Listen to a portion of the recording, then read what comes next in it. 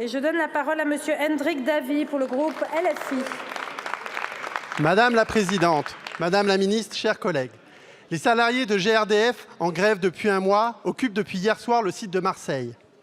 En 2000, quand je suis arrivé, on venait du monde entier pour apprendre les savoir-faire des salariés d'EDF.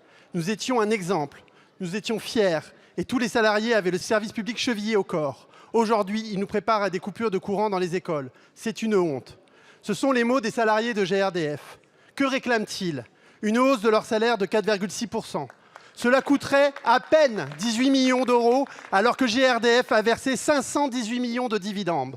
Nous n'en serions pas là si vous aviez lancé des négociations partout en France pour indexer les salaires sur l'inflation comme nous le proposions.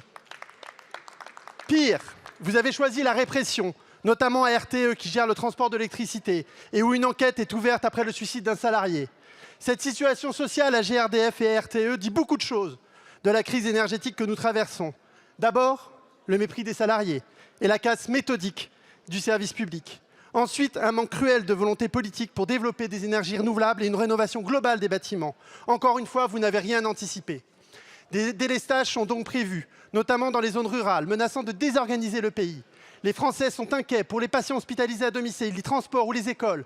Alors, comment gérer la crise ? En planifiant ces délestages sur les activités qui ne sont pas indispensables, comme la publicité, la pollution lumineuse ou l'activité de certaines entreprises, pour préserver ce qui est essentiel, comme le chauffage des particuliers, les transports ou les écoles. Madame la Ministre, à l'heure de la crise énergétique, qu'attendez-vous pour donner satisfaction aux salariés de GRDF et de RTE? C'est la moindre des choses.